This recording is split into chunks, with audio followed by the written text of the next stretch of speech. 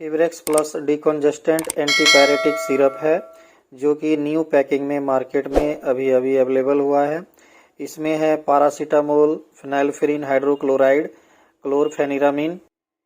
ये सिरप बच्चों को बुखार, सर्दी, खांसी में दी जाती है। इसका डोज है 1 साल से 3 साल तक के बच्चों को 5 से 7 ml दिन में 3 टाइम और 5 से 10 साल तक के बच्चों को 10 ml दिन में 3 टाइम। Thank you.